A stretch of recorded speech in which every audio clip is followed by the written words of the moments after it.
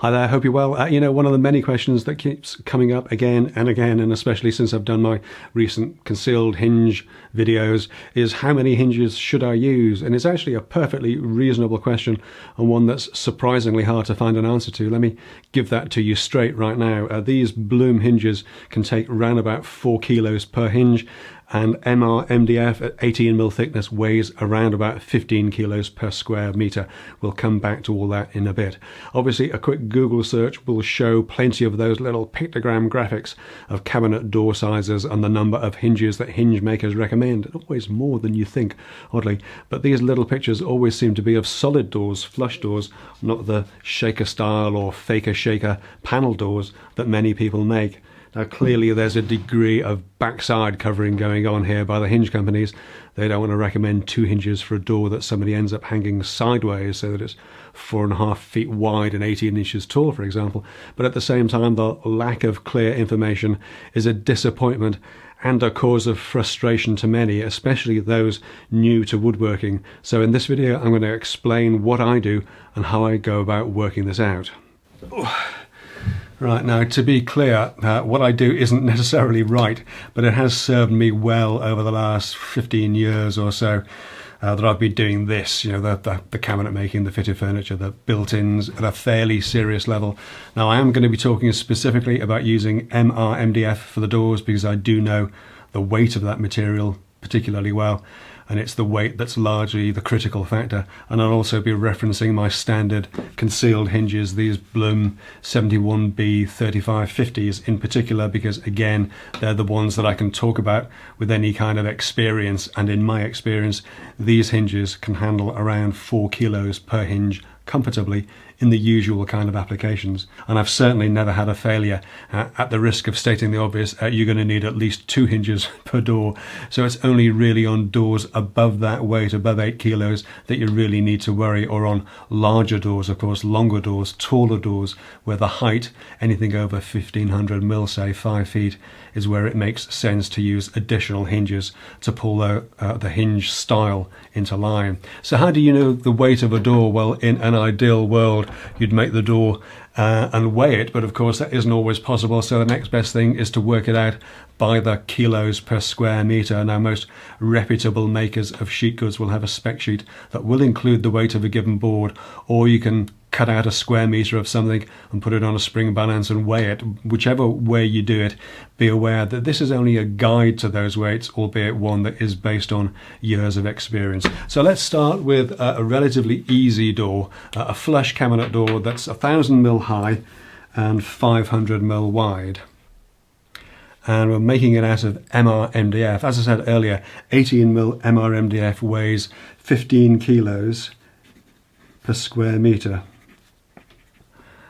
And this door is exactly half a square meter, or round about 7.5 kilos. The hinges can handle 4 kilos per hinge. So we've got just about perfect 2 hinges, 7.5 kilos. 2 hinges will do the job just fine. But what about a mock panel door or a faker shaker? Well, we could work that out. A 12mm backing panel on a door this size will still weigh about 2/3 of the weight of the 18mm one, plus the rails and stiles. But wouldn't it be nice if we had a thing that we could just put our numbers into and it gave us the weight of the doors and the number of hinges we needed? That would be nice, wouldn't it? So I've actually made one. Let's go back to the office and take a look. All right, so here we are back in the office, fridge buzzing away in a corner, lovely. So this is just a fairly basic, simple little spreadsheet with some basic formula put into it. And just for fun, I've made this work with all the different cabinet types. Panel door at the top in jolly yellow, faker shaker or muck panel door in the middle in blue, and flush door at the bottom in pink, because it's flush. The headings along the top should be fairly self-explanatory, but we'll go through them quickly anyway. You've got your door height times your door width, you've got the rail and stile width, you've got the rail and stile thickness, the panel thickness, the hinge weight in kilos. That's pre-filled with my sort of standard 4 kilos, but it is entirely up to you to put that value in, and then at the end in the darker colours, these are the calculations that are derived for you from the rest of the things that you put in. This is a completely open and customizable spreadsheet, and I will chat with you a little bit more about that later on. But let's pop some dimensions in here. You've got this is our sort of standard door that we were talking about earlier on. So down at the bottom we've got a flush door, 1000 by 500, 18mm thick, 4 kilos per hinge. You've got 7.5 kilos in weight because it's exactly half a square metre, and it says that you need 2 hinges, which is absolutely right because it fits right in nicely. And obviously we'd started on the faker shaker, the mock panel door. We knew that the backing board was about 2/3 of the weight of the 18mm because it's only 12. We've got these dimensions put in here, 1000 by 500, 100mm rail and style with a 6mm rail and style panel. Obviously these are just planted on rails and stiles with the faker shaker door. Backing board at 12mm, and again the weight comes in with all that at 6.3 kilos, so 2 hinges would be perfectly comfortable with that. If we did the same thing in a shaker style door, you've got 1000 by 500, 100mm rail and stiles in 18mm and a 6mm panel. That comes in at just over 5 kilos, so you know you could almost use 1 hinge on that. Obviously you would never do that, and again it returns the value of 2 because you're going to need 2 hinges for that.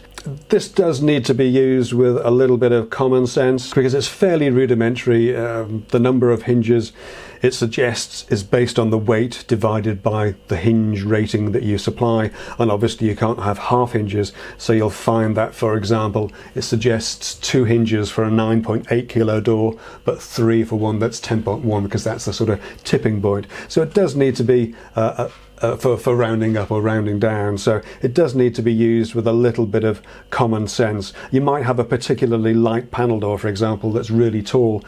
In fact, let's put one in now. If you've got an 1800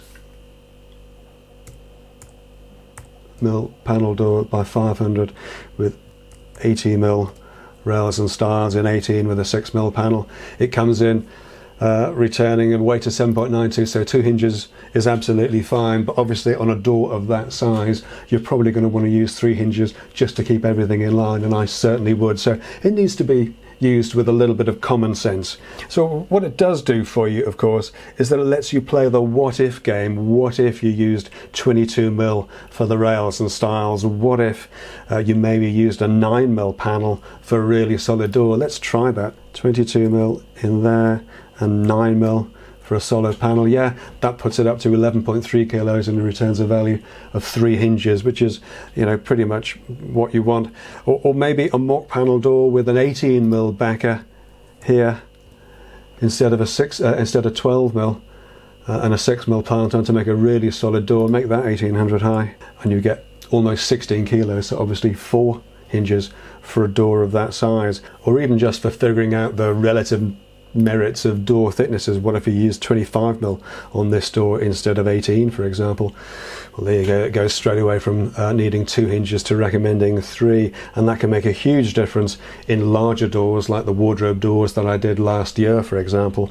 Now, everything about the spreadsheet is completely customizable. Nothing's locked down, so if, say, you wanted to change the rating of the hinges, you might decide that 4 kilos is a little conservative based on your experience, or maybe you're using different hinges. You can do that right here. And if you do want to mess with the formula, well, that takes a little bit more effort because those cells are hidden. If you're an experienced spreadsheet user, I'm sure you'll get to grips with this very quickly. And if you're not, then it's probably best left alone. I will be doing a video for the Patreon channel that goes into a bit more detail on the customization possibilities of this, but it is really all very straightforward. The spreadsheet is freely available. There's a link down in the video description below, and it's posted as a public post on my Patreon site. So whilst you're there, why don't you consider joining the Patreon party and seeing what I do over there. But that's kind of it for this week's shorter video, though. As I say, simple little spreadsheet, and I hope you enjoyed it, and I hope you're going to find it useful. If you did, then do give the video a thumbs up,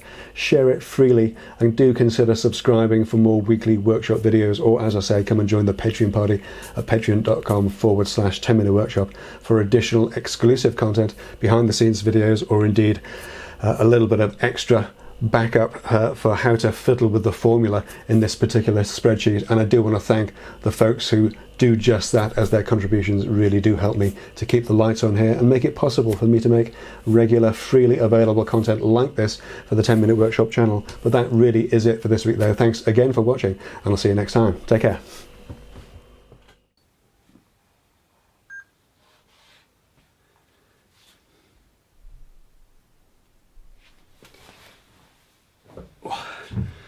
Now, to be clear, what I do isn't necessarily right, of course, but it's served me well over the last dozen or so, 15 years that I've been doing this, the cabinet making, the fitted furniture, the built-ins, at a fairly serious level. Now, I am going to be talking specifically about using MDF for the doors, because I do know the weight of that material particularly well, and the weight is the part that's largely critical. And also I'll be referencing my standard Blum 71B 3550 hinges in particular again, because they're the ones that I can talk about with any kind of experience. This is going horribly bad, isn't it?